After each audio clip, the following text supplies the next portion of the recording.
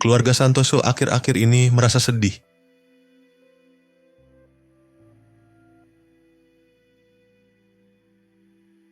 Kami sudah merasakan hal ini sejak putri kami, Ranti, menikah dengan Abdullah. Ya, mereka beda agama.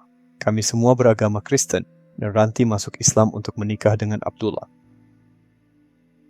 Sekarang dia sering menganggap kami kotor, najis, tidak layak untuk dihormati, seperti kejadian kemarin.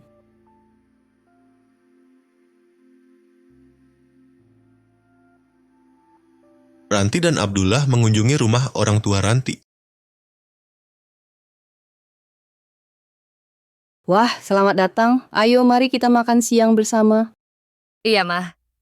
Kami bawa piring dan cangkir sendiri. Loh, kenapa begitu? Kenapa tidak menggunakan piring cangkir di sini saja? Maaf, Mah. Tapi sekarang saya kan udah jadi muslimah, jadi nggak bisa pakai piring yang sama. Kalian kan suka makan babi, ngelus-ngelus anjing. Itu semua haram dan najis bagiku sekarang.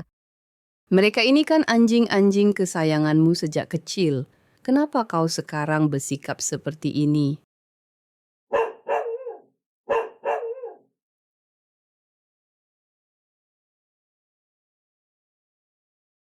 Hah? Apakah engkau anggap kami juga najis? Maaf Bu, tapi memang begitulah yang Allah katakan di Quran. Hah? Keesokan harinya, Bu Santoso pergi ke sebuah toserba kecil milik Pak Effendi, seorang pria keturunan Turki, untuk berbelanja.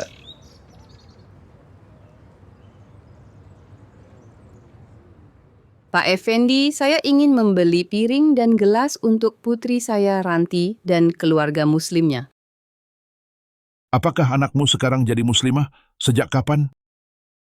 Ya, sejak dia menikah dengan Abdullah, teman sekolahnya.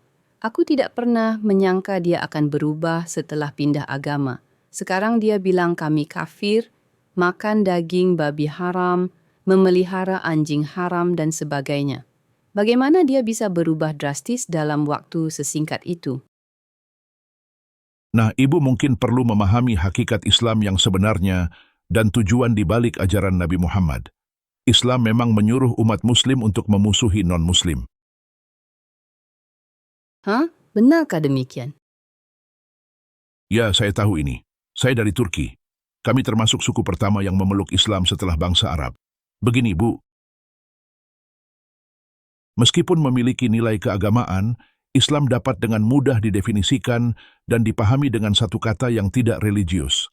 Kesukuan, inilah kuncinya. Seluruh daya tarik ajakan Muhammad pada bangsa Arab pada masanya terletak pada kesesuaian Islam dengan adat istiadat suku mereka, khususnya dalam 3 hal: kesetiaan pada suku sendiri, permusuhan terhadap suku lain, dan penyerangan terhadap suku yang lain itu untuk memperkaya dan memperkuat suku sendiri. Bagi bangsa Arab abad ke-7 dan kemudian suku masyarakat dan penggembala lain seperti Turki dan Tatar atau Mongol yang juga menemukan daya tarik alami dalam Islam dan masuk Islam, suku adalah arti kemanusiaan bagi masyarakat modern. Menjadi bagian dari suku berarti diperlakukan secara manusiawi. Berada di luar suku berarti diperlakukan secara tidak manusiawi. Titik. Muhammad memperkuat dikotomi kuno mengenai kesukuan ini, namun dengan mengutamakan agama di atas anggota keluarga.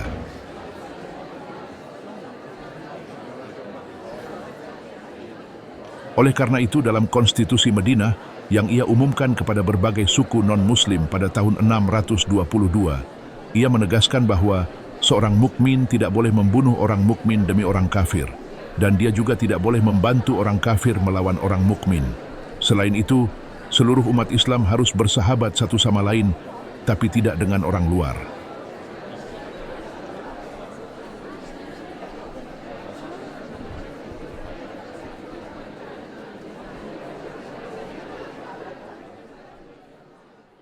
Setelah itu umat, yakni bangsa Islam, lahir. Umma berasal dari kata yang berarti ibu.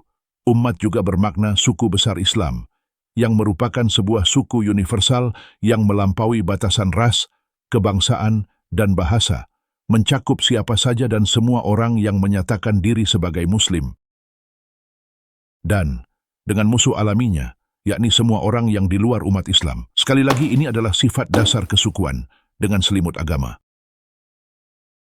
Perlu pula untuk memahami doktrin Islam tentang al-wala' wal-bara', diterjemahkan sebagai kesetiaan dan permusuhan, atau cinta dan benci. Muhammad mengajarkan hal ini, dan Quran memerintahkannya. Kedua pesan ini terdapat di Al-Quran, Surah Al-Mujadilah, ayat 22, dan Surah Al-Mumtahanah, ayat 4, yang memerintahkan umat Islam untuk meninggalkan dan menyangkal sanak saudara mereka yang non-Muslim, sekalipun mereka adalah ayah mereka, anak laki-laki mereka, saudara laki-laki mereka, atau kerabat terdekat mereka, dan hanya merasakan permusuhan dan kebencian terhadap mereka sampai mereka beriman kepada Allah saja, yakni sampai mereka menjadi Muslim.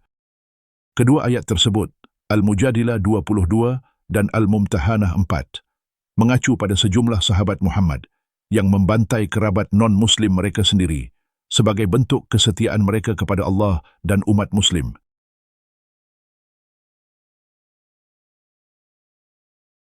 Simak tafsir Ibnu Katsir Surah Al-Mujadilah, ayat 22. Ayat ini diturunkan pada saat perampokan Badar, ketika Abu Ubaidah membunuh ayahnya sendiri. Begitu pula Abu Bakar As-Siddiq, khalifah pertama yang mendapat hidayah, hampir membunuh putranya yang non-Muslim, Abdurrahman. Demikian pula Mus'ab bin Umair dikatakan telah membunuh saudara kandungnya, Ubaid bin Umair, sedangkan Umar dilaporkan membunuh salah satu kerabatnya. Selain itu, tokoh-tokoh seperti Hamzah, Ali dan Ubaidah bin Al-Harits juga turut merenggut nyawa anggota keluarganya sendiri. Sekarang kita sampai pada asal-muasal jihad. Ikatan darah kesukuan ditukar dengan ikatan agama. Hal ini membagi dunia menjadi dua suku besar. Orang-orang beriman Islam di satu kelompok dan musuh alami mereka, yakni orang-orang kafir, di kelompok lain. Dan, seperti telah kita lihat, inti dari tribalisme atau kesukuan adalah memerangi dan memangsa suku lain untuk memakmurkan sukunya sendiri. Pandangan dunia yang dikotomi ini sebenarnya tertuang dalam mandat hukum Islam atau syariah, bahwa Dar al-Islam, rumah Islam atau dunia Islam, harus melawan Dar al-Kufur, rumah atau dunia non-Islam, untuk selamanya, sampai Dar al-Kufr ditaklukkan.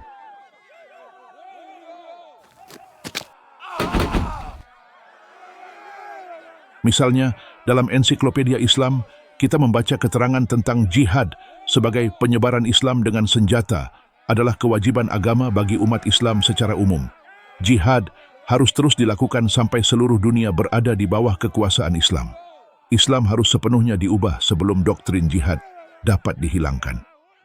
Dengan kata lain, doktrin jihad, yang maknanya di sini adalah peperangan, sangat penting bagi Islam, sehingga tanpanya Islam tidak akan ada lagi.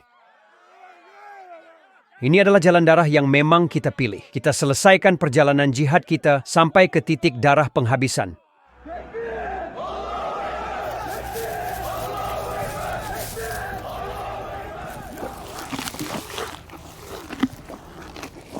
Ajaran Islam yang mengutamakan suku bangsa sendiri juga menarik hati masyarakat kesukuan lain yang bukan suku Arab, dan lalu mereka memeluk Islam.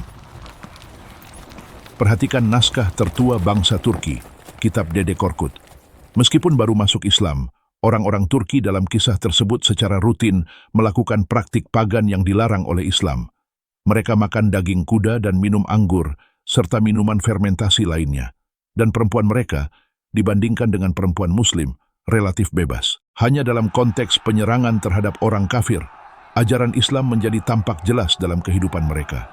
Kebiasaan menyerang suku lain memang sudah sering dilakukan sebelum jadi Muslim. Ini adalah sesumbar khas sebelum penyerangan dari orang Turki di buku itu. Aku akan menumpahkan darah di negeri kafir. Aku akan penggal kepala mereka. Aku akan buat kafir muntah darah. Akan kutangkap budak laki dan perempuan. Berikut ini adalah kisah khas lain dari para mu'alaf Turki yang baru saja memeluk Islam. Mereka menghancurkan gereja orang kafir, membunuh para pendetanya dan membangun sebuah masjid di atas reruntuhan gereja. Mereka mengumandangkan azan. Mereka mengucapkan syahadat atas nama Allah Ta'ala. Burung-burung pemburu terbaik, barang-barang yang paling bagus, gadis-gadis yang paling cantik, mereka ambil semua. Selain memangsa orang kafir, yang sudah menjadi hal yang wajar bagi orang Turki pra-Islam, semua aspek non-kekerasan dalam Islam seperti puasa, zakat, ziarah, tidak ada sama sekali dalam kehidupan para mu'alaf Turki paling awal seperti yang dijelaskan dalam kitab Dede Korkut.